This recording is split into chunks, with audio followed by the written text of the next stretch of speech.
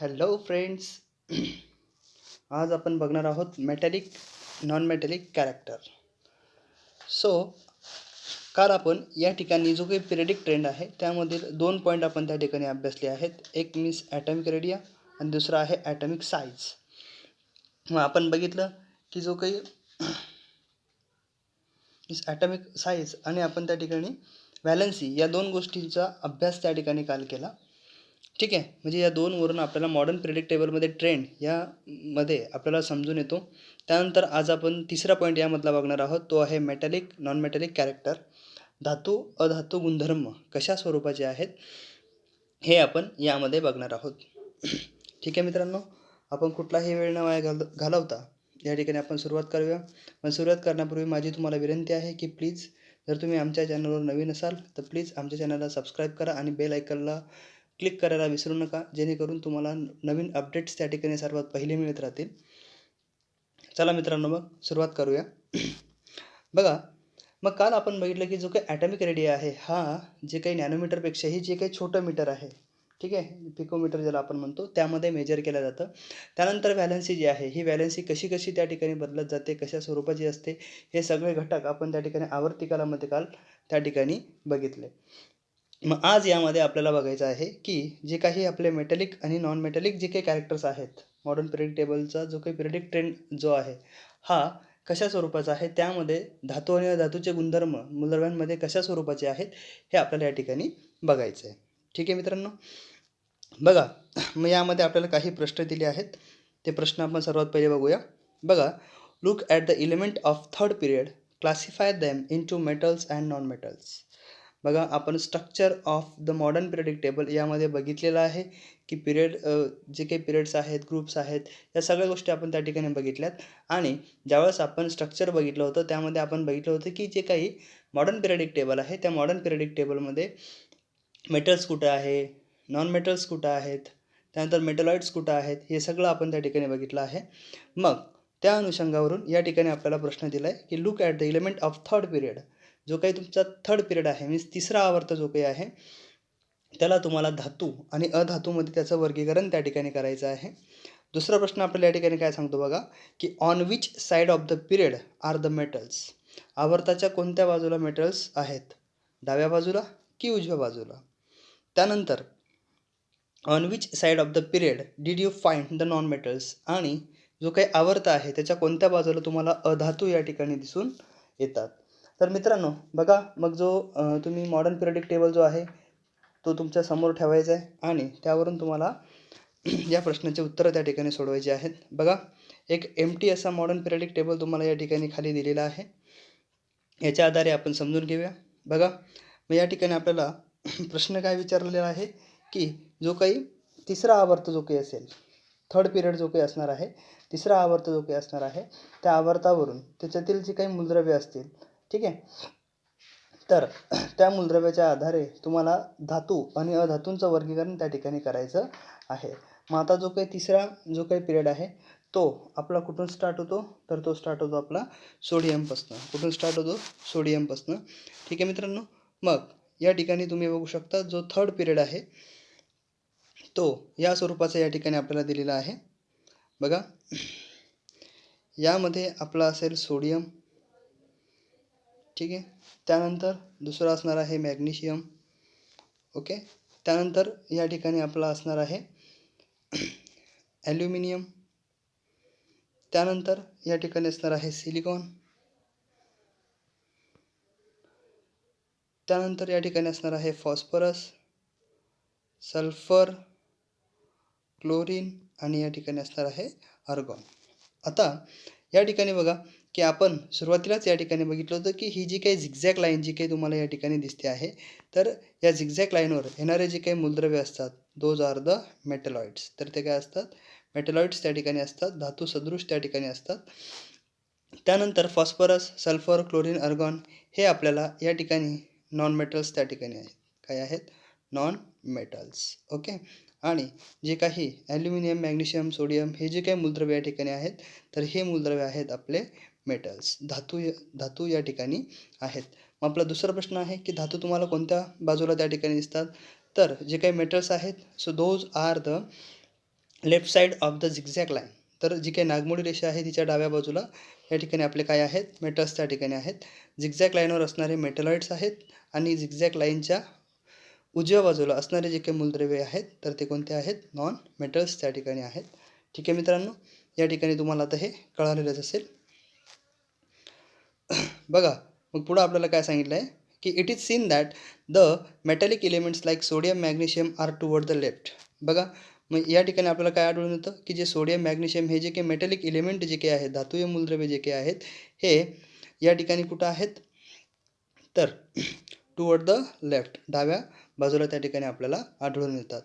The non metallic elements such as sulphur, chlorine toward the right. आणि जे काही non metallic element आहे जसं सल्फर असेल, क्लोरीन असेल, तर हे कुठं आहेत, झिगझॅग लाईनच्या उजव्या बाजूला आत्ताच आपण त्या ठिकाणी पाहिलं. आणि the metalloids element silicon lie in between those two types. आणि जो काही मेटलॉइड आहे कोणता, तर सिलिकॉन, हा आपल्याला धातू आणि अधातू दोघांच्या मध्ये त्या ठिकाणी आढळतो. मग हा जो काही पॅटर्न आपल्याला या पिरियडमध्ये बघायला मिळाला, सेम पॅटर्न जो आहे हा दुसऱ्या पिरियड्समध्ये सुद्धा आपल्याला त्या ठिकाणी बघायला मिळतो. आणि एकूण 7 पिरियड आहेत, हे आपण पहिलेही त्या ठिकाणी अभ्यासलेलं आहे. तर सगळ्या पिरियड्समध्ये या ठिकाणी हा जो काही पॅटर्न आहे धातू, अधातू आणि धातू सदृशांचा, हा सारखाच त्या ठिकाणी आहे. पुढं बघा, it is seen that the zigzag line separate the metal from non metal in the periodic table. आपण पहिलेही बघितल्या स्ट्रक्चरमध्ये की जी काही झिगझॅग लाईन आहे ही धातू आणि अधातू या दोघांना काय करते, वेगळं त्या ठिकाणी करते. Element appear to have arranged in a such a way that metal are on left side of this line and non-metal are the right side of the metalloids are along the border of the line. या ठिकाणी अशा स्वरूपाची मांडणी केल्या गेली की जी काही border आहे, तर या बॉर्डरच्या या ठिकाणी उजव्या बाजूला या ठिकाणी आपल्याला अधातू त्या ठिकाणी दिसतात आणि डाव्या बाजूला धातू त्या ठिकाणी आपल्याला या नागमोडी रेषेच्या साहाय्याने आपल्याला ओळखता येतात. मग आणि जे काही धातू सदृश आहे तर या नागमोडी रेषेच्या किनारी आपल्याला त्या ठिकाणी दिसून येतात. मग हे जे काही आहे तर हे असं कशामुळे झालं, मग हे जे घडलं हे नेमकं कशामुळे घडलं असावं हे सुद्धा महत्त्वाचं आहे. तर मग आपण काय करूया, जे काही कॅरेक्टरिस्टिक्स आहे हे कम्पेअर करून बघूया. बघा, let us compare the characteristics chemical property of metals and non metals. मग धातू आणि अधातूंचं जे काही वैशिष्ट्यपूर्ण जे रासायनिक गुणधर्म आहेत त्यांचा आपण या ठिकाणी अभ्यास करून बघूया, नेमकं आपल्याला या ठिकाणी काय कळतं. बघा, it is scene from the chemical formula of a simple ionic compound that the cation in them is formed from a metal while the anion from a non-metals. बघा, मग ज्यावेळेस आपण यांच्या रासायनिक गुणधर्माचा ज्यावेळेस वैशिष्ट्यपूर्ण असा अभ्यास करून तुलना करून बघू तर आपल्याला या ठिकाणी काय लक्षात येतं.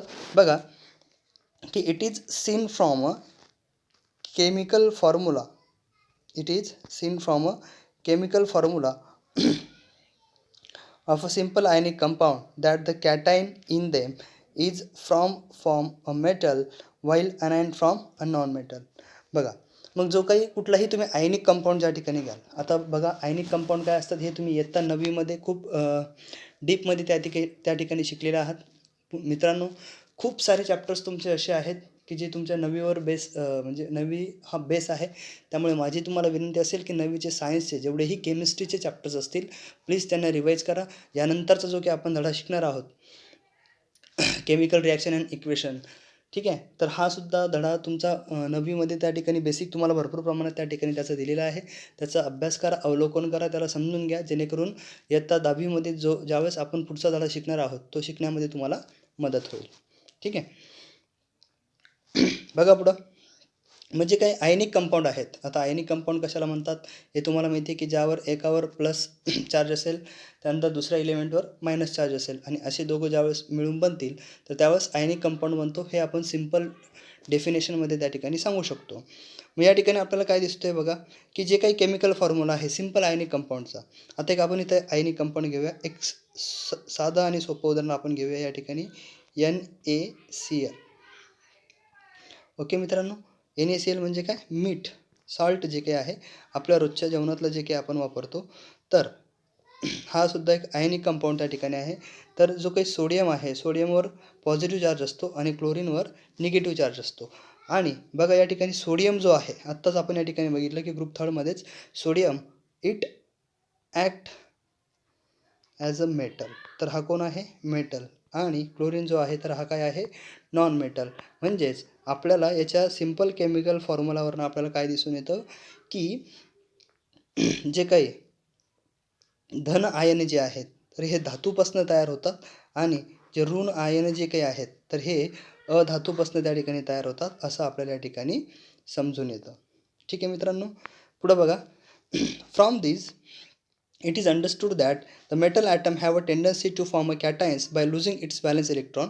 यावरून आपल्याला काय कळून येतं की जे काही मेटल ॲटम्स असतील म्हणजे धातू जे काही मूलद्रव्य असतील they have a tendency to form cation. म्हणजे काय की धन आयन तयार करण्याची त्यांची जी काही क्षमता आहे ही कशामुळे, तर तो जे काही धातूय मूलद्रव्य असतील यांच्यामध्ये धन आयन तयार करण्याची क्षमता त्या ठिकाणी आहे. कशामुळे किंवा कोणामुळे? By losing its valence electron. तर त्यांची जी काही व्हॅलन्स इलेक्ट्रॉन आहे, संयुजा इलेक्ट्रॉन आहे, संयुजा इलेक्ट्रॉन गमावून या ठिकाणी धन आयन तयार करण्याची क्षमता कोणामध्ये आहे? धातूंमध्ये. And this property is called as the electropositivity of an element. आणि याच गुणधर्माला आपण धातूच्या अणूची प्रवृत्ती म्हणजे ही धन आयन बनवण्याची आहे हे आपण आत्ताच या ठिकाणी बघितलं. यालाच आपण मूलद्रव्याची विद्युत धनता या ठिकाणी असं म्हणत असतो. It is that property is called as the electropositivity of an element. त्या मूलद्रव्याची विद्युत धनता असं या ठिकाणी आपण म्हणत असतो. म्हणजे तो जो काही मूलद्रव्य आहे हा इलेक्ट्रोपॉझिटिव्ह असेल, मीन्स त्यावर पॉझिटिव्ह चार्ज निर्माण होतील जेवढेही मेटल असतील. का असतील? कारण त्यांच्यामध्ये व्हॅलन्स इलेक्ट्रॉन गमावण्याची क्षमता त्या ठिकाणी असते. मीन्स आपल्यातील एक इलेक्ट्रॉन गमावून, जसं आपण काल पाहिलं होतं की सोडियम जो आहे, सोडियमचा ॲटॉमिक नंबर काय आहे? 11. तर त्याचं इलेक्ट्रॉनिक कॉन्फिगरेशन कसं निघेल? 281. आपण बघितलं होतं की आपला एक इलेक्ट्रॉन तो काय करतो? देऊन टाकतो आणि स्टेबल इलेक्ट्रॉनिक कॉन्फिगरेशन ॲक्वायर करतो. मीन्स ज्यावेळेस तो एक इलेक्ट्रॉन आपला देऊन टाकेल तर त्यावर एक पॉझिटिव्ह चार्ज काय होणार? निर्माण होणार. म्हणजेच कोणत्याही मेटलचं तुम्ही बघा तर it has a tendency to lose a valence electron. त्याच्यामध्ये संयुजा इलेक्ट्रॉन गमावण्याची क्षमता आहे. म्हणून या ठिकाणी आपल्याला कळून येतं की that element is called as the electropositive element. त्या मूलद्रव्याला आपण विद्युत धनायन मूलद्रव्य असं सुद्धा या ठिकाणी म्हणू शकतो. ठीक आहे, पुढं बघा. On the other hand, an atom of a non-metal has tendency to form anion by accepting electron from outside into valence shell. आता याच्याच दुसऱ्या बाजूला जर आपण या ठिकाणी बघितलं तर अधातूंचे जे काही अणू आहेत तर त्यांची जी प्रवृत्ती आहे ही बाहेरून इलेक्ट्रॉन संयुजा कवचात स्वीकारण्याची आहे. म्हणजेच जसं की आता आपण क्लोरीन बघितलं, क्लोरीनचा ॲटॉमिक नंबर किती आहे? 17. तर बघा क्लोरीनचं आपण काय करूया? इलेक्ट्रॉनिक कॉन्फिगरेशन त्या ठिकाणी काढूया. बघा काय इलेक्ट्रॉनिक कॉन्फिगरेशन निघेल? 2, 8, 7. आणि सोडियमचं काय काढलं होतं आपण? 2, 8, 1. ओके मित्रांनो, आता काय होईल? सोडियम ज्यावेळेस आपला एक मूलद्रव्य याला देईल तर याचं तयार होणारं जे काही नवीन इलेक्ट्रॉनिक कॉन्फिगरेशन असेल हे कोणत्या स्वरूपाचं असेल? 288 या स्वरूपाचं. आणि याचं काय असेल? 28. आता बघा मग अधातू जो काही आहे मीन्स क्लोरीन जो काही आहे आणि इकडं हा धातू आहे आपला सोडियम. आता या ठिकाणी क्लोरीन काय करतोय की it is accepting 1 electron in its valence shell. आता ही त्याची कोणती शेल आहे? Valence shell. तर जे काही अधातू जेवढेही मूलद्रव्य असतील तर यांची जी काही क्षमता आहे ही ऋण आयन बनवण्याची आहे. मीन्स निगेटिव्ह आयन्स बनवण्याची क्षमता आहे. का आहे? Because they accept 1 electron in their valence shell. आणि एक इलेक्ट्रॉन दुसऱ्याकडून स्वीकारल्यामुळे त्यांच्यावर काय होतो? ऋण भार त्या ठिकाणी तयार होतो, ऋण आयन त्या ठिकाणी तयार होतं. आणि याचं तयार होणार नवीन कॉन्फिगरेशन या स्वरूपाचं असेल आणि मेटलचं या स्वरूपाचं. मेटल एक इलेक्ट्रॉन दिल्यामुळे त्याच्यावर पॉझिटिव्ह चार्ज निर्माण होतो आणि जेवढेही नॉन मेटल जे काही आहेत they acquire a negative charge on them. Because of that they accept 1 electron from another to its valence into its valence shell. त्याच्या व्हॅलन्स शेलमध्ये तो इलेक्ट्रॉन काय करतो? घेतो. त्यामुळे त्याच्यावर काय होतो? मायनस चार्ज त्या ठिकाणी निर्माण होतो. ठीक आहे मित्रांनो, बऱ्याचशा पद्धतीत तुम्हाला हा पॉईंट त्या ठिकाणी क्लिअर झाला असेल. पुढं बघूया आपण. बघा, we have already seen that ion have a stable we have already seen that ions have a stable electronic configuration of noble gas. आता आपण हे पण बघितले की कुठलाही जो काही आयन असेल तर या ठिकाणी त्याच्यामध्ये काय असतं, एक स्टेबल इलेक्ट्रॉनिक कॉन्फिगरेशन त्या ठिकाणी त्याचं असतं. म्हणजेच आयनांना जे काही राजवायूंचं स्थायी इलेक्ट्रॉनिक स्वरूपण त्या ठिकाणी असतं. आता राजवायू काय असतात, इनर्ट गॅसेस काय असतात हे मी तुम्हाला काल समजून सांगितलेलं आहे. त्यामुळे हा पॉईंट्स म्हणजे न समजण्यात इतकं काही अवघड नाही आहे. जो ग्रुप 18 आहे, ग्रुप 18 जो काही आहे that is the inert gas. त्यामुळे तुम्हाला ते समजण्यासाठी काही अवघड नाही आहे. आणि आता इथं खूप महत्त्वाचा पॉईंट त्या ठिकाणी आहे की आपण पहिले पण पाहिले की जे काही आयन असतात तर या आयनांना राजवायूंचे स्थायी इलेक्ट्रॉनिक स्वरूपण त्या ठिकाणी असतं. म्हणजे they acquire a stable electronic configuration as the noble gases or inert gases. Okay, बघा पुढं. मग पुढं काय सांगतात आपल्याला बघा. How is the ability to lose or accept electron in the valence shell determined. मग आता एखादा जो काही मूलद्रव्य असेल मीन्स त्याच्या संयोजक कवचातून इलेक्ट्रॉन गमावण्याची व संयोजक कवचात इलेक्ट्रॉन स्वीकारण्याची अणूची क्षमता कशी ठरते हे पण महत्त्वाचं आहे. की एखादा अणू असेल, ॲटम असणार आहे, तर तो इलेक्ट्रॉन देणार की घेणार याची ही जी काही कॅपॅसिटी आहे हे आपल्याला कशावरून कळते, तर हे सुद्धा समजणं आपल्याला महत्त्वाचं आहे. तर बघा पुढे. बघा, all the electron in any atom are held by the attractive force exerted on them by positive charge nucleus. आता आपल्याला माहिती आहे की तुम्ही स्ट्रक्चर ऑफ ॲटम शिकलेले आहेत. सगळ्यात आत काय असतं, न्यूक्लियस असतं. आणि त्या न्यूक्लियसमध्ये काय काय काय असतं, प्रोटॉन आणि न्यूट्रॉन त्या ठिकाणी असतात. आणि आजूबाजूला काय असतात, इलेक्ट्रॉन्स त्या ठिकाणी त्याच्या अवतीभोवती त्या ठिकाणी मूव्ह करत असतात. हे आपण बघितलेलं आहे. मग आता या ठिकाणी जसं की आत्ताच आपण बघितलं की नेमकं एखादा ॲटममध्ये इलेक्ट्रॉन त्याच्या बाह्यतम कवचामध्ये इलेक्ट्रॉन सामावण्याची क्षमता आहे की गमावण्याची क्षमता आहे हे आपल्याला कशावरून कळेल, तर त्याचं उत्तर जे आहे हे पुढील प्रमाणे की जेवढेही काही इलेक्ट्रॉन असतील अणूमधील जेवढे इलेक्ट्रॉन या ठिकाणी असतील they are head by the attractive force exerted on them by positive charge nucleus. आता हे जे काही आपलं न्यूक्लियस आहे, केंद्रक जे काही आहे, याच्यावर कुठला चार्ज असतो, पॉझिटिव्ह चार्ज. कोणता चार्ज असतो या ठिकाणी, पॉझिटिव्ह चार्ज असतो. आणि या न्यूक्लियसवर असलेल्या पॉझिटिव्ह चार्जमुळे जे काही इलेक्ट्रॉन आहेत यांच्यामध्ये काय असतं, एक स्ट्रॉंग अट्रॅक्टिव्ह फोर्स त्यांच्यामध्ये त्या ठिकाणी असतो. या अट्रॅक्टिव्ह फोर्समुळे काय केलं जातं की जे आपले इलेक्ट्रॉन्स आहेत so they are head towards the nucleus. हे न्यूक्लियसकडे काय केले जातात, धरून ठेवले जातात. ठीक आहे मित्रांनो. Electron in the inner shell lie in between the valence shell and the nucleus. बघा आता यामध्ये काय होतं पुढं बघा. संयोजक कवचातील जे काही इलेक्ट्रॉन व अणुकेंद्रक यांच्या दरम्यान आतील कवचांमधील इलेक्ट्रॉन असतात. आता आपल्याला माहिती आहे की जे संयोजक कवच असेल, व्हॅलन्स शेल जे काही असेल, समजा आता एखादा मूलद्रव्य आहे त्याचा या ठिकाणी त्याच्यामध्ये सपोज ऑफ दॅट 3 शेल त्या ठिकाणी क्रिएट होत असतील. ठीक आहे, तर यामध्ये काय होतं बघा. मग पुढं बघा, संयोजक कवचातील जे काही इलेक्ट्रॉन व अणुकेंद्रक यांच्या दरम्यान आतील कवचांमध्ये इलेक्ट्रॉन असतात. आता यांच्या दरम्यान काय होतं की आतील इलेक्ट्रॉन त्या ठिकाणी असतात. सपोज ऑफ दॅट या ठिकाणी मी परत सोडियमचं एक स्ट्रक्चरल इलेक्ट्रॉनिक कॉन्फिगरेशन त्या ठिकाणी काढतो. तर बघा, आतल्या शेलमध्ये 2 इलेक्ट्रॉन, नंतर या ठिकाणी 8 इलेक्ट्रॉन असतील, 4 5 6 7 8 आणि बाहेर 1. बघा, मग या ठिकाणी काय आहे की जे काही तुमचं केंद्रक जे काही आहे, केंद्रक आणि जी काही बाह्यतम कक्षा जे काही आहे यांच्यामध्ये सुद्धा काय असतात, यांच्यामधल्या कक्षेमध्ये सुद्धा काय होत असतं, इलेक्ट्रॉन्स त्या ठिकाणी काय करत असतात, या स्वरूपात मूव्ह करत असतात. ओके, पुढं बघा.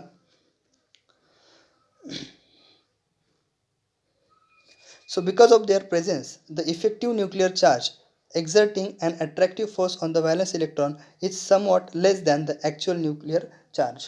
यामुळे नेमकं काय होतं बघा की संयोजक इलेक्ट्रॉनवर आकर्षण बल प्रयुक्त करणारा जे काही परिणामी केंद्रकीय भार जो काही आहे किंवा केंद्रकीय प्रभार जो काही असतो हा मूळच्या केंद्रीय प्रभारापेक्षा थोडा कसा असतो, कमी असतो. म्हणजे ॲक्च्युअल जे काही त्याचं न्यूक्लिअर जे काही पोटेन्शियल जे काही चार्ज असणार आहे तर हे थोडंसं जे काही तयार होणारं जे आकर्षण बल आहे, ठीक आहे, यापेक्षा थोडंसं कसं असतं कमी. मीन्स आकर्षण बल या ठिकाणी काय असतं, त्याच्या प्रेझेन्स जे काही त्याचं फोर्स असणार आहे त्याच्यापेक्षा थोडंसं कसं असेल, जास्त असेल.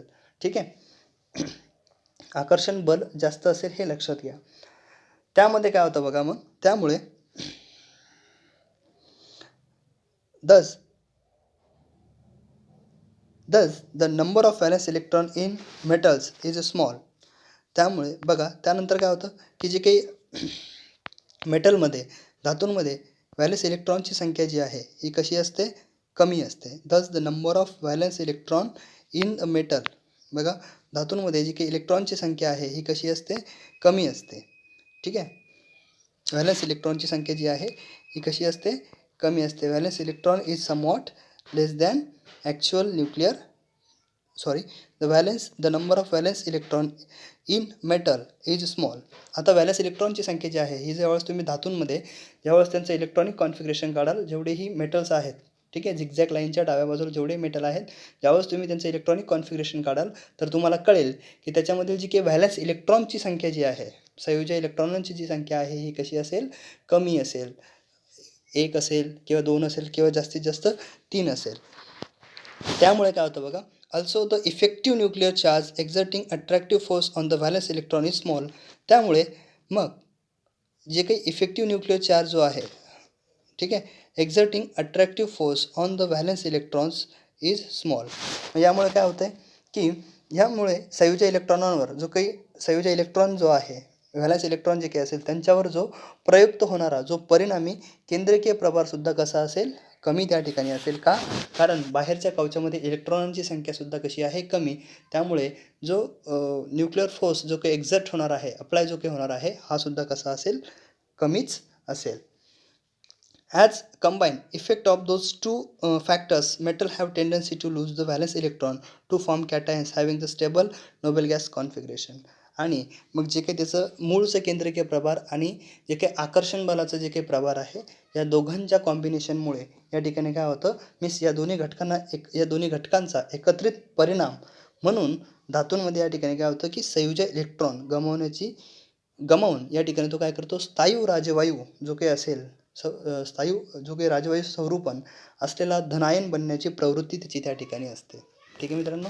जो काही अट्रॅक्टिव्ह फोर्स जो काही आहे हा मूळच्या फोर्सपेक्षा कसा असतो, थोडासा कमी असतो. का? कारण संयोजी इलेक्ट्रॉनांची संख्यासुद्धा कशी असते, कमी असते. संयोजी इलेक्ट्रॉनांची संख्या कमी असल्यामुळे जो काही अट्रॅक्टिव्ह फोर्स आहे हा कमी अप्लाय होतो. त्यामुळे त्याच्यातनं इलेक्ट्रॉन जे काही आहे हे गमावण्याची क्षमता त्याच्यामध्ये काय होते, निर्माण होते. आणि आपल्या जवळचा जो काही नोबेल गॅस असेल त्याच्यासारखं एक स्टेबल इलेक्ट्रॉनिक कॉन्फिगरेशन तो त्या ठिकाणी काय करतो, तयार करतो. मग बघा मित्रांनो, this tendency of an element called the electropositivity is the metallic character of that element. आणि मग मूलद्रव्यांची ही जी काही प्रवृत्ती आहे अथवा विद्युत धनता म्हणजेच त्या मूलद्रव्याचा धातू गुणधर्म त्या ठिकाणी होय. ओके मित्रांनो, खूप सोपं पॉईंट आहे. जरी तुम्हाला हा ऐकायला अवघड वाटत असला तरीही तो अवघड असा काहीही नाही आहे, खूप सोपा आहे. यामध्ये नेमकं धातूबद्दल आपल्याला सगळ्यात पहिले धातूचे गुणधर्म आपण त्या ठिकाणी बघतो आहे. धातूमध्ये नेमकं काय होतंय हे आपण या ठिकाणी अभ्यासलं की नेमकं एखाद्या इलेमेंटवर पॉझिटिव्ह चार्ज कसा तयार होतो किंवा एखाद्या इलेमेंटवर निगेटिव्ह चार्ज कसा निर्माण होतो आणि आयनिक कंपाऊंड कसा बनतो किंवा कोव्हॅलंट कंपाऊंड काय जे असेल जे तुम्ही ऑलरेडी नवीला शिकलेले आहात तो कसा क्रिएट होतो हे आपण त्या ठिकाणी बघितलं. आणि मग जे काही मेटॅलिक जे काही इलेमेंट आहेत, why they lose their electrons and acquired positive charge and non metallic element why they gain electron and acquire negative charge, या दोन्ही गोष्टी त्या ठिकाणी आपण बघितल्या. म्हणजे धातू जे काही मूलद्रव्य आहेत हे यांच्यावर धनायन कसं तयार होतात आणि अधातू जे आहेत यांच्यावर ऋणायन कसे तयार होतात हे आपण या ठिकाणी बघितलं. ठीक आहे मित्रांनो. तर मग आपण या ठिकाणी बघितलं बघा, खूप साऱ्या गोष्टी आपण या ठिकाणी बघितल्या आहेत. पुढं आपण बघूया. हा जो बॉक्स आहे आपल्यासाठी खूप महत्त्वाचा आहे, ते तुम्हाला आता पुढे कळेलच. बघा मग पुढे काय होतं आहे बघा आता. So the periodic trend in the metallic character of element is clearly understood from the position of the modern periodic table. म्हणजेच मग आधुनिक आधुनिक जी काही आवर्त सारणी आहे तिच्या स्थानावरून मूलद्रव्यांचा धातू गुणधर्माचा आपल्याला आवर्ती जो कल आहे हा स्पष्टपणे त्या ठिकाणी समजून येतो. बघा अजून आपण डीपमध्ये याच्यावर विचार करू. बघा, let us first consider the metallic character of the element belonging to the same group.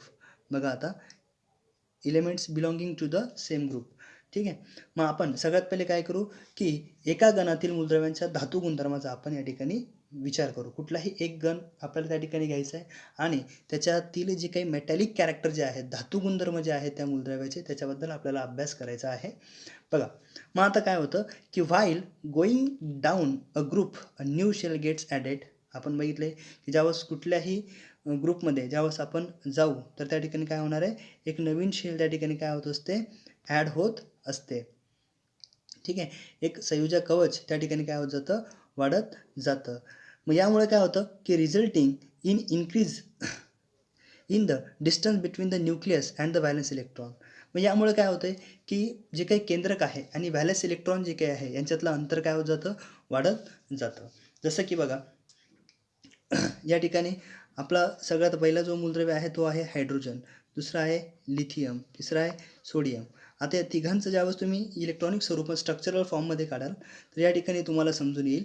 बघा काय की हायड्रोजन जो आहे, hydrogen just have a 1 electron, त्यामुळे एक इलेक्ट्रॉन आपण याचा या ठिकाणी काढला. दिस इज न्यूक्लियस आणि ही त्याची बाह्यतम कक्षा. त्यानंतर लिथियम जो आहे बघा, तर लिथियमची ही पहिली शेल आणि ही दुसरी शेल. आता लिथियमचा ॲटॉमिक नंबर आहे 3.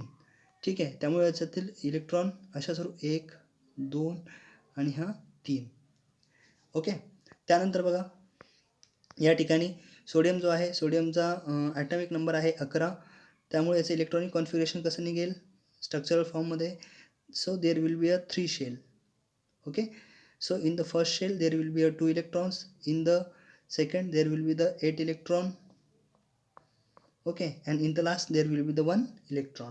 Means या ठिकाणी काय होतं की कोणत्याही ग्रुपमध्ये ज्यावेळेस आपण काय होणार, वरून खाली ज्यावेळेस जाणार, okay, when we will go from top to bottom, तर या ठिकाणी काय होतं आहे की 1 शेल इज गेटिंग ॲडेड. एक एक शेल त्या ठिकाणी काय होत जातं आहे, वाढत जातं आहे. आणि मग परिणामी एक एक शेल वाढत गेल्यामुळे परिणामी या ठिकाणी त्याचा परिणाम काय होतो आहे की there is increasing the distance of the nucleus and valence electron.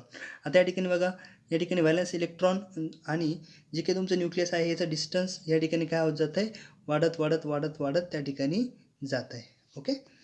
हा पॉईंट तुम्हाला आता समजला असेल. Increase in the distance between the nucleus and valence electron. This result in lowering the effective nuclear charge and thereby lowering and attractive force on the valence electron. मग यामुळे काय होते की संयोजी इलेक्ट्रॉन गमावण्याची अणूची प्रवृत्ती काय होते, वाढते. यामुळे काय होते की मीन्स न्यूक्लियस आणि जो काही तुमचा व्हॅलन्स इलेक्ट्रॉन आहे याच्यातलं अंतर त्या ठिकाणी काय होत जाते, वाढत वाढत वाढत जाते. त्यामुळे काय होते की इलेक्ट्रॉन गमावण्याची जी काही क्षमता आहे की इलेक्ट्रॉन गमावण्याची जी प्रवृत्ती आहे ही काय होते, वाढते. मीन्स यामुळे काय होतं की जे काही केंद्रकीय प्रभार जो आहे हा कमी होऊन संयोजी इलेक्ट्रॉनवरील आकर्षण बल काय होतं, कमी होतं. डिस्टन्स वाढत गेलं आहे, बरोबर आहे की नाही. जसं की आपण आता या ठिकाणी नात्यांमध्ये जर अंतर वाढत गेलं तर नाते तुटतात, बरोबर आहे की नाही. एक छानसं उदाहरण या ठिकाणी आपण घेऊया नात्यांचं. तसंच या ठिकाणी इलेक्ट्रॉनचं या ठिकाणी आहे की जसं जसं त्यांच्यामध्ये काय होतं की डिस्टन्स ज्यावेळेस वाढत जातं त्यामुळे परिणामी जो केंद्रकीय प्रभार आहे, जो तुमचा इफेक्टिव्ह न्यूक्लिअर चार्ज जो आहे हा काय होतो, कमी होतो. कमी होत जाऊन त्या ठिकाणी संयोजी इलेक्ट्रॉनांवरील जो फोर्स ऑफ अट्रॅक्शन जो काही आहे हा सुद्धा काय होतो, कमी होतो. आणि यामुळे संयोजी इलेक्ट्रॉन गमावण्याची अणूची प्रवृत्ती वाढते. त्यामुळे काय होतं, मग वरून खाली जाताना एखाद्या गणामध्ये ज्यावेळेस आपण वरून खाली जाऊ तर त्यावेळेस इलेक्ट्रॉन गमावण्याची त्या अणूची जी काही प्रवृत्ती आहे ही वाढत जाते. पुढं बघा, as a result of this the tendency of in the atom lose electron increase. Also the penultimate shell become the outermost shell on losing valence electron. त्यामुळे मग काय होतं बघा की ज्यावेळेस तो आपल्या संयोजक कवचातील इलेक्ट्रॉन ज्यावेळेस गमावेल, ठीक आहे, तर जी काही त्याची उपांत्य कवच जे आहे हे बाह्यतम ठरतं. आता हा पॉईंट घेण्यासाठी आपण पुन्हा बघूया. ठीक आहे. मी या ठिकाणी सोपं तुम्हाला कळावं म्हणून मी सोपंच उदाहरण त्या ठिकाणी घेतो. ठीक आहे. आता या ठिकाणी मी पुन्हा उदाहरण घेतो आहे लिथियमचं. कशाचं उदाहरण घेतो आहे, लिथियम. ठीक आहे. तर या ठिकाणी बघा लिथियमचा ॲटॉमिक नंबर किती आहे, 3. हे तुम्हाला आता माहीतच आहे. ओके मित्रांनो. बघा सॉरी. तर 3 असल्यामुळे आता या ठिकाणी याचं इलेक्ट्रॉनिक कॉन्फिगरेशन स्ट्रक्चरल फॉर्ममध्ये कसं काढणार, आता हे तुम्हाला बऱ्यापैकी माहीत आहे. आता ज्यावेळेस तुम्ही याचं इलेक्ट्रॉनिक कॉन्फिगरेशन स्ट्रक्चरल फॉर्ममध्ये ज्यावेळेस काढाल तर या ठिकाणी आपल्याला सहजरित्या समजून येतं. बघा, तर याच्या पहिल्या कक्षेमध्ये किती इलेक्ट्रॉन असतील मित्रांनो, 2, आणि शेवटच्या कक्षेत 1 इलेक्ट्रॉन त्या ठिकाणी असेल. ओके. मग यामुळे आता काय होतं बघा, की ज्यावेळेस हा आपल्या बाह्यतम कक्षेतील 1 इलेक्ट्रॉन देऊन टाकेल, ओके, तर जे काही त्याचं उपांत्य जे काही कवच असणार आहे, तर हे त्याचं बाह्यतम कवच त्या ठिकाणी बनतं. म्हणजे हा इलेक्ट्रॉन ज्यावेळेस निघून जाईल तर जो काही तुमचा लिथियम आहे, तर लिथियमचं जे काही इलेक्ट्रॉनिक कॉन्फिगरेशन जे आहे ते अशा स्वरूपाचं असेल. मीन्स जी काही त्याची उपांत्य जे काही कवच असणार आहे हेच त्याचं काय बनतं नंतर बाह्यतम कवच. पण केव्हा, ज्यावेळेस तो आपल्या बाह्यतम कवचातील मीन्स संयुजा इलेक्ट्रॉन ज्यावेळेस गमावेल त्यावेळेस उपांत्य कवच हे त्याचं बाह्यतम कवच त्या ठिकाणी बनतं. पेनल्टिमेट शेल ही त्याची आउटरमोस्ट शेल त्या ठिकाणी बनते. ठीक आहे मित्रांनो, समजलं असेल तुम्हाला. The penultimate shell is complete octet. आता जे काही पेनल्टिमेट शेल असेल हे उपांत्य कवच जे आहे हे पूर्ण अष्टक असल्यामुळे तयार झालेल्या धन आयनाला विशेष स्थैर्य त्या ठिकाणी काय होतं, प्राप्त होतं. ठीक आहे. Therefore the resulting cation has a such special stability. एक विशेष स्थैर्य त्याच्यामध्ये काय होतं, प्राप्त होतं. यामुळे काय होतं मग, due to this the tendency of the atom to lose therefore the tendency of the atom to lose electron increase further. त्यामुळे मग काय होतं की जी काही त्याची पेनल्टिमेट शेल आहे, उपांत्य कवच जे आहे हे बाह्यतम कवच बनल्यामुळे या ठिकाणी अणूचं जे काही इलेक्ट्रॉन गमावण्याची प्रवृत्ती किंवा क्षमता जी आहे ही वाढते. काय होत जाते, वाढते. आणि हे असं घडल्यामुळे या ठिकाणी काय होतं आहे की जो काही टेंडन्सी जी आहे ॲटमची, the tendency of the atom to lose electron increase further, म्हणजे अणूची प्रवृत्ती अजून जास्त काय होत जाते, वाढत जाते. पुढं बघा, the metallic character of an atom is its tendency to lose electron. Means या ठिकाणी त्यावेळेस की जे काही मेटॅलिक कॅरेक्टर जे आहेत, संयुजे इलेक्ट्रॉन गमवण्याची जी काही अणूची प्रवृत्ती म्हणजेच त्या ठिकाणी त्याचे काय असतात, धातूय गुणधर्म त्या ठिकाणी असतात. ठीक आहे. Therefore the following trend is observe. त्यामुळे आपल्याला एक ट्रेंड त्या ठिकाणी बघायला मिळतो. कोणता बघा, the metallic character of elements. काय आहे, the metallic character of element increase while going down the groups. म्हणजेच ज्यावेळेस आपण गणात वरून खाली जाताना मूलद्रव्याचा धातू गुणधर्म वाढण्याचा कल आपल्याला या ठिकाणी दिसून येतो. नीट लक्षात घ्या मित्रांनो, गणामध्ये जे काही मीन्स जे काही गण आहेत, ओके, त्या गणात ज्यावेळेस आपण वरून खाली जाऊ, कुठल्याही गण तुम्ही त्या ठिकाणी घ्या आणि मीन्स जेवढेही फक्त धातूमध्ये उपस्थित असणारे जेवढे गण आहेत त्या गणामध्ये ज्यावेळेस आपण वरून खाली जाऊ तर त्यावेळेस आपल्याला त्या मूलद्रव्याचा जो काही धातू गुणधर्म जे आहेत मीन्स त्याचं मेटॅलिक कॅरेक्टर जे आहे हे वाढताना त्या ठिकाणी दिसतं. का दिसतं, त्याच्या मागचं कारण आपण बघितलं की, परत सांगतो, न्यूक्लियस आणि आउटरमोस्ट शेलमधलं ज्यावेळेस गणामध्ये वरून खाली जाऊ न्यूक्लियस आणि आउटरमोस्ट शेलमधलं डिस्टन्स त्या ठिकाणी वाढत जाणार. Due to the increasing distance the force of attraction will be less, and if there is the force of attraction is less, so there is the much and more tendency to lose electron in its outermost shell. That's why penultimate shell will become a outermost shell. Okay, खूप सोपं आहे. फक्त आपल्याला ते ओळी जास्त असल्यामुळे मोठं वाटतं, पण अतिशय सोपं त्या ठिकाणी आहे. बघा पुढं. आता हे झालं गणाच्या बाबतीत. आता आपल्याला बघायचं आवर्ताच्या बाबतीत. Okay. While going from left to right within a period, the outermost shell remain the same. आता ज्यावेळेस एखाद्या आवर्तामध्ये आपण डावीकडून उजवीकडे जाऊया तर त्यावेळेस काय होणार आहे की जे काही तुमचं आउटरमोस्ट शेल जे आहे मीन्स बाह्यतम कक्ष जी आहे ही कशी असणार आहे, सारखीच असणार आहे. नीट बघा मित्रांनो, बाह्यतम कक्ष जी आहे ही कशी असणार आहे, सारखीच असणार, त्या ठिकाणी सारखीच असणार आहे. However, the positive charge on the nucleus goes on increasing while the atomic radius goes on decreasing, and thus the effective nuclear charge goes on increasing. आता ही खूप तुम्हाला कन्फ्युजन करणार आहे, पण हे खूप सोपं आहे मित्रांनो. कसं बघा, आता ज्यावेळेस आवर्तामध्ये आपण बघतो की ज्यावेळेस आपण काय होणार, डावीकडून उजवीकडे ज्यावेळेस जाणार तर त्यावेळेस काय होणार आहे, जो काही न्यूक्लियसवर असणारा जो काही positive charge on the nucleus goes on increasing. तर पॉझिटिव्ह चार्ज जो आहे हा काय होत जातो, वाढत जातो. का, कारण आपण बघितलं आहे स्ट्रक्चरमध्ये की पिरियडमध्ये ज्यावेळेस आपण डावीकडून उजवीकडे जातो तर या ठिकाणी त्याची जी काही मांडणी ही वाढत्या अणु अंकानुसार केली आहे. मीन्स एक एक एक इलेक्ट्रॉन त्यामध्ये मीन्स एक एक अणूची संख्या एकने वाढत गेल्यामुळे एक प्रोटॉन त्या ठिकाणी भर पडते, मीन्स एक इलेक्ट्रॉनसुद्धा त्या ठिकाणी वाढतो. हालाकी यामध्ये जी काही शेल आहे तुमची ही सेम राहते, पण अणूची संख्या एक एकने त्या ठिकाणी काय होत जाते, वाढत जाते. आणि न्यूक्लियसवर तुमच्या केंद्रकावर जो काही चार्ज आहे, भार आहे, हा वाढत गेल्यामुळे ॲटॉमिक रेडियस जे आहे, अणूचं आकारमान जे आहे, हे काय होत जातं, कमी कमी होत जातं. हे आपण कालच त्या ठिकाणी बघितलं आहे. आणि त्यामुळे जो परिणामी केंद्रकीय बल जो आहे, इफेक्टिव्ह न्यूक्लिअर चार्ज जो काही आहे, effective nuclear charge goes on increasing. आता परत सांगतो बघा की जे काही एका आवर्तात तुम्ही डावीकडून उजवीकडे जाताना बाह्यतम कवच तेच राहतं, पण या ठिकाणी मात्र होतं काय की जो काही तुमचं केंद्रकावरील धनप्रभार वाढत गेल्याने व अणुत्रिज्या कमी होत गेल्याने इथं काय होते की केंद्रकावरील धनप्रभार त्या ठिकाणी वाढतोय का, कारण अणूची संख्या पुढे एक एकने वाढते, मीन्स एक एक इलेक्ट्रॉन प्लस एक प्रोटॉनसुद्धा त्याचबरोबर वाढतोय, मीन्स केंद्रकावरील धनप्रभार वाढत जातोय.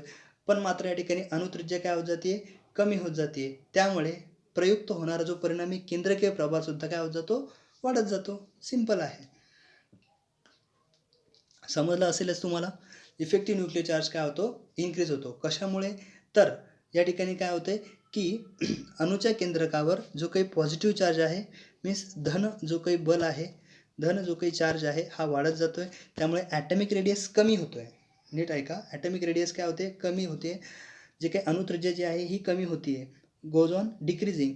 अँड दस अणुत्रिज्या कमी होत गेल्यामुळे जो काही न्यूक्लिअर चार्ज जो तुमचा आहे, परिणामी प्रयुक्त होणारा जो केंद्रकीय प्रभार जो आहे हा वाढत जातो. मग यामुळे काय होतं बघा, as a result of this tendency of an atom to lose valence electron decrease within the period from left to right. मग या ठिकाणी काय होतं बघा मित्रांनो, आता इथं खरी मजा आहे, कन्फ्युजन व्हायचं नाही. बघा, जो काही तुमचे ग्रुप्स असतील, मीन्स गण जे काही असणार आहेत, तर गणामध्ये या ठिकाणी इलेक्ट्रॉन लूज करण्याची, इलेक्ट्रॉन गमावण्याची क्षमता वाढते. पण या ठिकाणी ही ओळ आपल्याला काय सांगते की tendency of atom to lose valence electron decrease. तर अणूची इलेक्ट्रॉन जो काही अणू आहे त्या अणूची इलेक्ट्रॉन गमावण्याची क्षमतासुद्धा काय होते, कमी होते आहे. कुठे, आवर्तनामध्ये. केव्हा, ज्यावेळेस आपण डावीकडे उजवीकडं जाऊ, डावीकडून उजवीकडे जाऊ, तेव्हा इलेक्ट्रॉन गमावण्याची क्षमता ही आवर्तामध्ये काय होत जाते, कमी कमी होत जाते. कमी कमी का होते, कारण ॲटॉमिक रेडियस कमी होते. का कमी होते, कारण इफेक्टिव्ह न्यूक्लिअर चार्ज त्या ठिकाणी वाढतोय. ओके, त्यामुळे ॲटॉमिक रेडियस कमी होतोय आणि त्यामुळेच इलेक्ट्रॉन गमावण्याची क्षमता या ठिकाणी काय होते, इलेक्ट्रॉन जे काही व्हॅलन्स इलेक्ट्रॉन जे काही आहे, tendency of atom lose valence electron decrease, तर इलेक्ट्रॉन गमावण्याची क्षमतासुद्धा काय होत जाते, कमी कमी होत जाते. ठीक आहे मित्रांनो, अतिशय सोपं आहे, समजण्यासाठी काहीही अवघड नाही आहे. बघा, the two factor namely the increasing nuclear charge and decreasing atomic radius as we go from left to the right within the period are responsible for increasing the effective nuclear charge. बघा, म्हणजेच ज्यावेळेस आपण एका आवर्तात डावीकडून उजवीकडे ज्यावेळेस जात असताना या ठिकाणी काय होत जातं की जो काही न्यूक्लिअर चार्ज आहे, वाढत जाणारा जो काही केंद्रकीय प्रभार आहे व कमी होत जाणारी जी अणुत्रिज्या आहे, या दोन्ही घटकांमुळे काय होते की संयोजी इलेक्ट्रॉनांवर होणारा परिणामी जो केंद्रकीय प्रभार काय होत जाते, वाढत जातोय. त्यामुळे संयोजी इलेक्ट्रॉन अधिकाधिक आकर्षण बलाने काय केले जातात, धरून ठेवले जातात. खूप सोपं आहे. Therefore the valence electron are held. बघा, therefore the valence electron are held with the greater and greater attractive force. ठीक आहे मित्रांनो, डावीकडून उजवीकडे जाताना कवच तेच राहते, आपल्याला माहिती आहे. त्या ठिकाणी काय होत जाते की जे काही तुमचं इफेक्टिव्ह जो काही न्यूक्लिअर चार्ज आहे हा वाढत जातोय आणि अणुत्रिज्या कमी होत जाते. आणि या दोन्ही घटकांमुळे काय होतं की जे काही व्हॅलन्स इलेक्ट्रॉन आहे त्यांच्यावर जो काही प्रयुक्त होणारा जो परिणामी केंद्रकीय प्रभार जो आहे हा वाढत जातोय. त्यामुळे अणूची इलेक्ट्रॉन गमावण्याची क्षमता ऑटोमॅटिक काय होते, कमी होते. का, कारण केंद्रकीय प्रभार वाढल्याने मीन्स फोर्स ऑफ अट्रॅक्शन त्या ठिकाणी वाढल्यामुळे इलेक्ट्रॉन धरून ठेवल्या जात आहेत. यालाच आपण काय म्हणतो, that is called as the electronegativity of an atom. तर त्या अणूची विद्युत ऋणता असं या ठिकाणी आपण म्हणत असतो. पुढे बघा, due to increase electronegativity from left to right within the period the ability of an atom become anion by accepting outside electron goes on increasing. मग आता यामुळे काय होतं बघा, की पुढं बघा व्यवस्थित अजून, due to increasing electronegativity from left to right within the period. म्हणजेच आवर्तामध्ये जे काही ज्यावेळेस आपण डावीकडे उजवीकडे जातो तर त्यावेळेस इलेक्ट्रोनिगेटिव्हिटी मीन्स विद्युत ऋणता जी आहे ही काय होती आहे, वाढते आहे. आणि वाढत्या या विद्युत ऋणतेमुळे या ठिकाणी काय होते की अणूची जी काही अनायन बनण्याची मीन्स ऋणभार जे काही विद्युत ऋणतेमुळे या ठिकाणी काय होते मीन्स एका आवर्तात ज्यावेळेस आपण काय होते की डावीकडून उजवीकडे जाताना वाढत जाणारा जो काही विद्युत ऋणतेमुळे बाहेरून इलेक्ट्रॉन स्वीकारून पूर्ण अष्टक करण्याच्या स्थितीमधील ऋणायन बनण्याची अणूची क्षमता या ठिकाणी काय होत जाते, वाढत जाते. म्हणजे फोर्स ऑफ अट्रॅक्शन जास्त असल्यामुळे या ठिकाणी तो बाहेरून इलेक्ट्रॉन स्वीकारून एक स्टेबल इलेक्ट्रॉनिक कॉन्फिगरेशन तयार करण्याचं त्या ठिकाणी ॲक्वायर करतो. पुढं बघा, the tendency of an element to form anion or the electronegativity is the non metallic character of an element. म्हणजेच मग मूलद्रव्याची ऋणायन बनण्याची प्रवृत्ती किंवा विद्युत ऋणता म्हणजेच मूलद्रव्याचा अधातू गुणधर्म त्या ठिकाणी असतो. ओके मित्रांनो, अतिशय सोपा पॉईंट आहे, काहीही अवघड त्यामध्ये असं नाही आहे. थोडंसं लक्षपूर्वक त्या ठिकाणी ऐका, पुस्तक समोर ठेवा. जर अजून तुम्हाला कळत नसेल तर please point two point study करा. जर तुम्हाला यातूनही काही कळालं नसेल प्लीज मला कमेंट बॉक्समध्ये तसं मेन्शन करा. तुमच्या सगळ्या प्रश्नांची उत्तरं तुम्हाला त्या ठिकाणी मिळतील. ठीक आहे मित्रांनो. त्यानंतर इथं बघा, ऑलवेज रिमेंबरमध्ये खूप महत्त्वाचे पॉईंट्स तुम्हाला या ठिकाणी दिलेत. त्यांच्यामध्ये सुद्धा म्हणजे त्यांचंसुद्धा लक्ष ठेवा. या ठिकाणी बघा, या ठिकाणी काय सांगितलं आपल्याला की while going downward in any group the electropositivity of elements goes on increasing while their electronegativity goes on decreasing.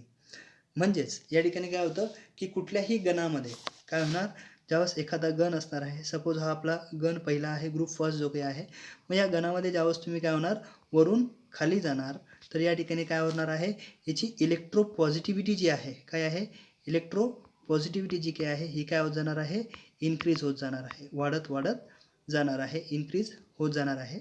आणि ही त्याची जी काही त्याची इलेक्ट्रोनिगेटिव्हिटी जी आहे, काय इलेक्ट्रोनिगेटिव्हिटी ही काय होत जाणार, डिक्रीज होत जाणार. काय होत जाणार, डिक्रीज त्या ठिकाणी होत जाणार. ओके मित्रांनो. त्यानंतर दुसरा पॉईंट काय सांगतो बघा की while going from left to right in any period. मग आता ज्यावेळेस तुम्ही कुठल्याही आवर्तामध्ये डावीकडून उजवीकडे जाल, कुठलाही आवर्त ज्यावेळेस तुम्ही याच्यामध्ये डावीकडून उजवीकडे जाल, ठीक आहे, आता हा एक कुठला तरी आवर्त आपल्यासमोर आहे आणि ज्यावेळेस आपण या आवर्तामध्ये काय होणार, डावीकडून उजवीकडे ज्यावेळेस या ठिकाणी जाणार आहे, ठीक आहे, तर याची जी काही इलेक्ट्रोनिगेटिव्हिटी जी असणार आहे it will going on increase. तर ही इलेक्ट्रोनिगेटिव्हिटी काय होत जाणार, वाढत जाणार. आणि जी इलेक्ट्रो पॉझिटिव्हिटी जी आहे ही काय होत जाणार, डिक्रीज होत जाणार. का होत जाणार, त्याची कारणं आपण त्या ठिकाणी बघितली. ठीक आहे. लार्जर द पॉझिटिव्हिटी और negativity of that element higher the reactivity. मग एखादा मूलद्रव्य जो असेल तर त्याची विद्युत धनता किंवा विद्युत ऋणता जेवढी जास्त तेवढी त्याची अभिक्रियाशीलता जास्त. मीन्स त्याच्यामध्ये जेवढी इलेक्ट्रोपॉझिटिव्हिटी असेल, जेवढी जास्त इलेक्ट्रोपॉझिटिव्हिटी तेवढा तो जास्त क्रियाशील. किंवा एखाद्या मूलद्रव्यामध्ये जेवढी जास्त इलेक्ट्रोनिगेटिव्हिटी विद्युत ऋणता जास्त तर तो जास्त रिॲक्टिव्ह. ठीक आहे मित्रांनो, अतिशय सोपा पॉईंट या ठिकाणी आहे. हा पूर्ण चॅप्टर आज आपण इथे संपवतो आहे. ठीक आहे मित्रांनो, तुम्हाला बरेचसे पॉईंट क्लिअर झाले असतील अशी मी अपेक्षा बाळगतो. आणि आपण पुढच्या चॅप्टरला लगेचच त्या ठिकाणी सुरुवात करणार आहोत. पण तत्पूर्वी तुम्हाला माझी पुन्हा विनंती आहे की जर तुम्हाला या ठिकाणी काही कळलं नसेल प्लीज कमेंट बॉक्समध्ये मला तसं मेन्शन करा. आता हे धातू आणि अधातू गुणधर्म जे आहेत यांना सेपरेटली अभ्यास करा. गणामध्ये काय होतं आहे, गणामध्ये धातूय गुणधर्म वरून खाली जाताना वाढत जातात आणि आवर्तामध्ये काय होतं, डावीकडून उजवीकडे जाताना धातूय गुणधर्म कमी होतात. त्याच्या मागची कारणं काय आहेत ते पण आपण त्या ठिकाणी पाहिलं. अतिशय सोपं आहे, काहीही अवघड त्या ठिकाणी नाही आहे. परत सांगतो की ग्रुप्समध्ये मीन्स गणामध्ये या ठिकाणी काय होत जातं जे काही तुमचं इलेक्ट्रो पॉझिटिव्हिटी जी आहे ही वाढत जाते. का वाढत जाते ते पण आपण या ठिकाणी बघितलं. अणुत्रिज्या कमी होत जाते, त्यामुळे सगळं काही म्हणजे अणुत्रिज्या वाढत जाते. अणुत्रिज्या वाढत गेल्यामुळे या ठिकाणी विद्युत ऋणता किंवा अधातू गुणधर्म कमी होतो आणि विद्युत धनता वाढत गेल्यामुळे धातूय गुणधर्म वाढत जातो. ठीक आहे मित्रांनो, हे सगळं तुम्हाला या ठिकाणी कळालं असेल. खूप सोपं आहे. नसेल कळलं तर पुन्हा रिक्वेस्ट करतो की मला कमेंट बॉक्समध्ये तसं मेन्शन करा. मी तुमच्यासाठी सदैव तयार आहे. आणि पुन्हा मी तुम्हाला विनंती करतो की प्लीज जास्तीत जास्त जणांपर्यंत व्हिडिओ शेअर करा आणि आमच्या चॅनलला सबस्क्राईब करा. भेटूया पुढच्या चॅप्टरमध्ये. नमस्कार.